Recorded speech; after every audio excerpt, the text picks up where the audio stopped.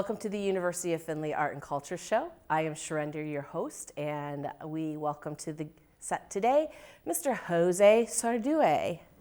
Hello. Welcome. Hi. And we're so glad you're here. You flew in from LA? I did, yes. Took the red eye out of LAX because I love you people. That's what I'm doing. And you took a nice long nap once you I did, got yes. here. Because you had a little bit of a drive. We don't have an airport that's I landed close in by. Detroit because I wanted nice to get airport. all of the culture at the same time out here. And then I drove from Detroit. It's nice. There's trees and stuff that aren't on fire, so that's really good. That's really nice, isn't it? Yeah. So you are a comedian. I am. And I have had the pleasure of enjoying your comedy in Chicago, in Orlando. Oh.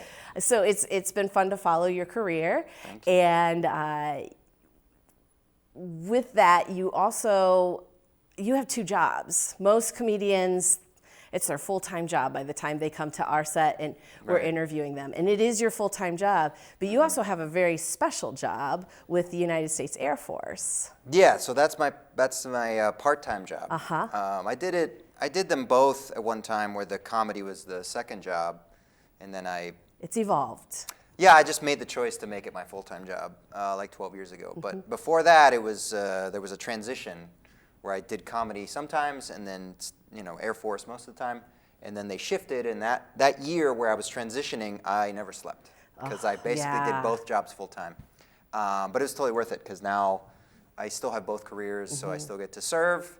I fly airplanes, so I almost die every day, and then I get to go on the road, and I sometimes die. Yeah. So that's So as a pilot, we have people that are scared to death to fly. They want to drive everywhere. Yeah. So many times pilots say you're so much more safer in an airplane. But as an Air Force pilot, would you say that's true? Well, I'm an aircraft accident investigator, and so for those people who are afraid to fly, you are correct. Don't talk to you. Yeah, people are like, oh, statistically speaking, right? Superman. He goes, statistically speaking, it is safer to fly than drive. And I want you to remember that Superman got a degree in journalism.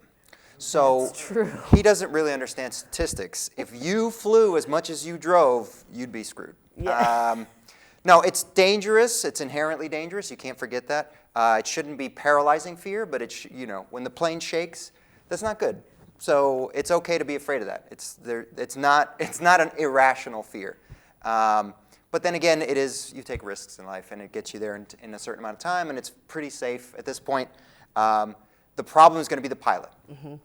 Right? So it's probably not going to be a mechanical error. That happens so rarely. We want to get to know our pilots. Eventually, yeah, that's what I tell all my airline buddies. They're like, in 20 years, it's going to be machines flying. And they're always like, nah, people won't trust that. And like, for a while, they won't. And then in 20 years, if a human pilot gets on, they're like, oh, no. What's going on? Are we on Spirit Airlines? They still have human pilots? This is scary, right? That's why my ticket was so inexpensive. Yeah, so it's dangerous, but there's a lot of things that are dangerous. You have an equestrian program here. We do, both English and Western. Look, that Superman stopped walking because of that. Christopher Reeve, right? Riding horses is dangerous, but it's so fun. It is. And they just feel so nice. So, you take the risks that you want in life. Live your life. Just be aware that your fears aren't irrational, right? People are like, oh, I don't want to swim with sharks because I'm scared. No, that's a correct fear, So that's a respect. Yes, challenge yourself. Face your fears. Just, it's not completely safe. For any pilot that says that, they maybe don't understand it either. They got a degree in journalism. So in your sets, oftentimes you enjoy telling us stories about family and culture and where you have grown up and where you have been. Could you tell us a little bit about that? Yeah, because you see Jose on the screen, and you're like, I got to fix the colors on my screen. My name is actually Jose. I was born in Cuba, raised in Miami. So I'm a Cuban immigrant to the country. And so, you meet my parents, and you're like, right? Because I'll come in, my mom will come in, she looks like a little white lady, and then she's like, hello, everybody. Oh, this studio is so pretty. I like your makeup. It's so nice. Oh, it's so nice. gracias. That's my mom. Yeah. She compliments people. That's the hospitality of the Cuban culture. Yeah, and that just confused my friends as kids because they would come over and she's like, hi kids, do you want some hot dog? I was just getting ready what to is say. hard dough? Like, that's how she says hot dog. So. Well, and I was getting ready to say part of the Cuban culture is also feed you. It's amazing food. So she has that. Yeah, I'm a vegetarian, and so my mom's like, what do you eat now? What do you eat? I'm like, vegetables. That's not food. Avocados. That is not food. That is a thing on the side you put next to the food. Right, so it's, they definitely want to feed you. And your father? My father was a political prisoner out of Cuba, right? You know, fought the good fight. But he's definitely a ladies' man. Aw. Yeah, no, not in awe and as in good, as in awe as in bad. Oh. I remember as a little kid, we'd be driving and he would see a lady on the street. He was a catcall guy. Be like, and then when it wasn't on his side, he would try to get me to do it. He's like, tell that lady to give me a freebie. Like, oh no. What, you assume that she's a prostitute, Dad? That's not cool. Good. So I learned a lot about how to treat women from my father, mostly as don't do what he did. This. Yeah, so that was good. He's a cautionary tale. So when did you put that two and two together? Because you were learning when my mom divorced him, I think that's when I put it together. Like, I think he might be a dirtball. I love him, but he's I don't leave dates alone with him. If I go pee, she's got to go pee too. I've just had bad experiences. How was my dad? He's a little creepy. Okay. Lesson learned. So you don't do that anymore. No. Doesn't take much to learn that. You got to know your family. Yeah. Right? Yeah. Awesome. So what do you think is the challenge of a college audience compared to the community, the nightclub, the comedy club audiences, and vice versa? Because you've got some joys in both settings, and then you've got some torment in both settings, depending on your audience. So what do you think is something that's really positive in the college market that you enjoy that you don't necessarily get when you're in the nightclubs? I think in the college market, because they're not 21, a lot of the time. They're sober. They're sober, but they're all, well, they might be high, but they're not allowed to go to a comedy club where they can drink. Right. And so for a lot of them, it's their first live comedy performance that they get to see. Very true. So it's a very interesting experience. But doing it in this era has been very fascinating because most young people get their entertainment, stand-up, comedies, on a little screen. Correct. Right, with headphones in.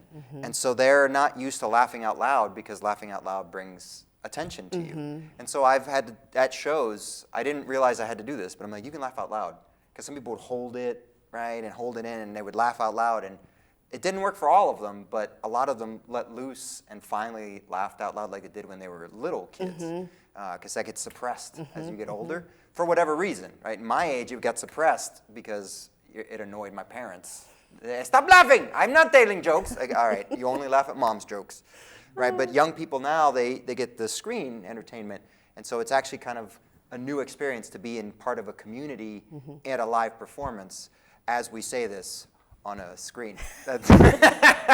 So besides this year, that's, it's been really nice to be there, maybe their door into a new thing, which is live performances, and then.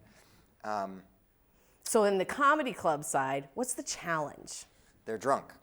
So there is a perfect place to be, right? There's a wave kind of thing where on the other end of that wave, you're not going to survive, right? But at the beginning of the wave, right, it's a little bit, it's not too good, right? They need to be drunk to have the best time.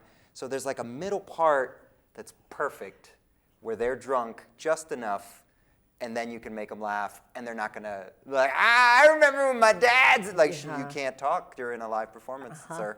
And so you have to get them at that balance time, which is why Friday night shows late usually are like the hardest shows, because they've worked all week, and they got smashed right after work, and then they get to a late show, and now their inhibitions are gone. They blurt stuff out, and so that's the challenge, is getting them at the right level of drunk. You don't want uncle drunk at Thanksgiving, right?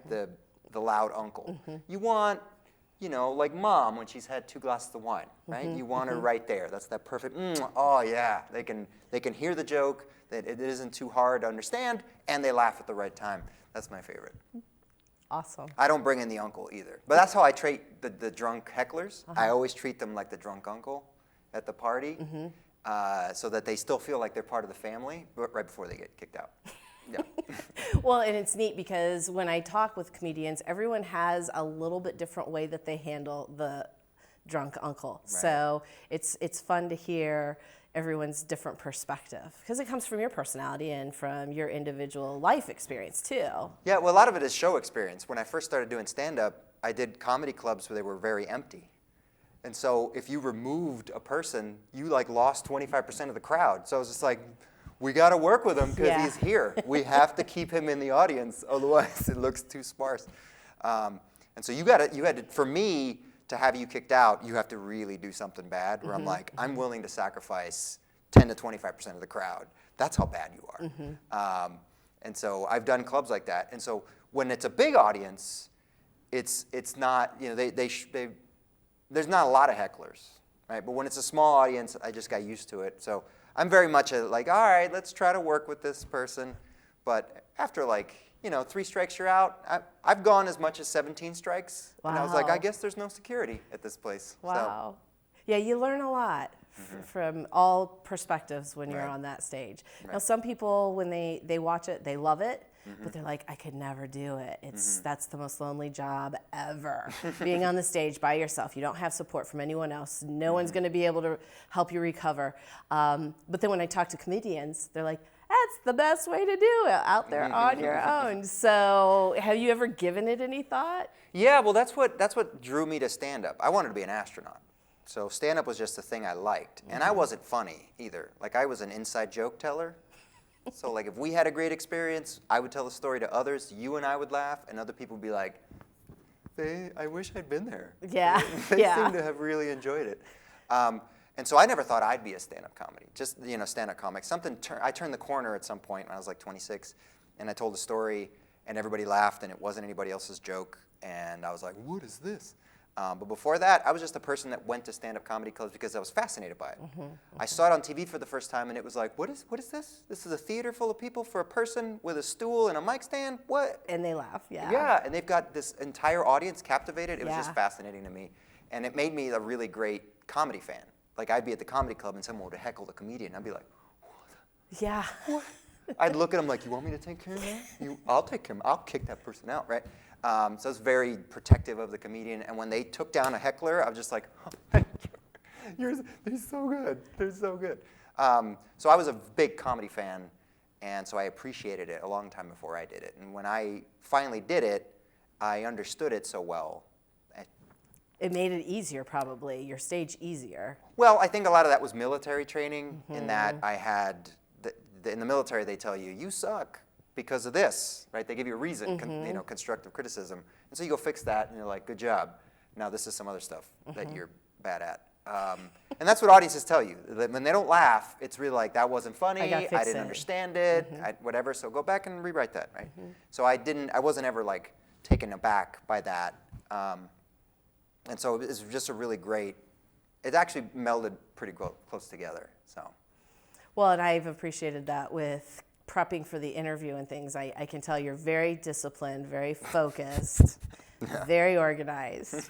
You don't call and ask me for anything, and you're where you're supposed to be at the time you're supposed to be there.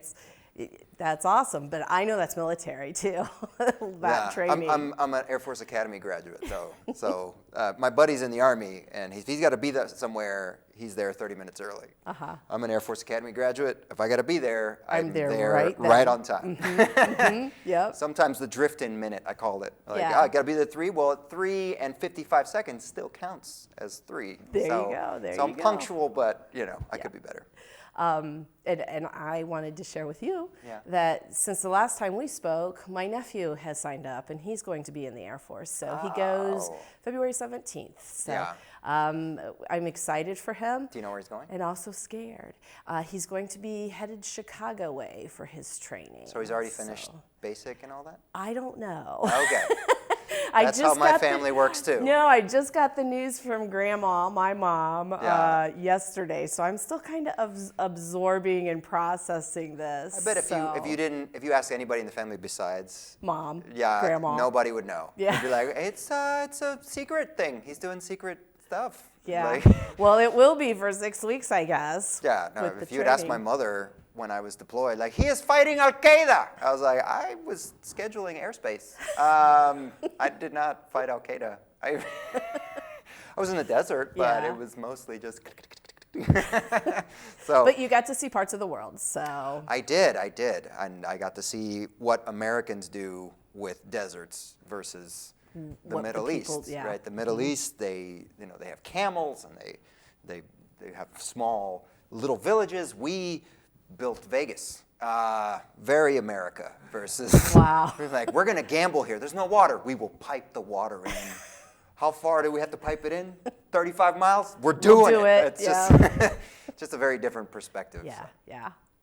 So if people want to connect with you on social media, where do they go, Jay? Well, Jay was the previous person. I'm sorry, Jose. I actually was thinking about my brother when I said Jay. His name is Jay. His son is London, who's going to the Air Force. So that's why I said Jay. Cool name. Is that where he was conceived? No. So they actually spun the map and closed their eyes and put their fingers down, and they got London, so that was his name. Oh, okay. Honestly. At least it wasn't Worcestershire. Like, that's a lot of letters. Doesn't even make that noise. If you want to find me, I'm on josesarduy.com. Everything is there, all the social media stuff. At this point, I've been doing it so long that if you put in Jose, whatever spelling you put in for Jose Sarduy, have fun. That's probably going to point to me. I've had HOSE-A, and then Sanchez. It's close enough, but Jose Sarduy. It's JOSESARDUY, in case you're wondering. So you can put me in there and all the social media stuff will come up. I'm on Instagram, Twitter, whatever's on right. I pay someone else to do it because... You kind of are busy. Yeah. I mean, I log in to answer messages, but I don't know... all the other stuff. Your story was so good today. I'm like, oh, okay. Thanks. Like. Yeah. Heart. You're welcome. Yeah.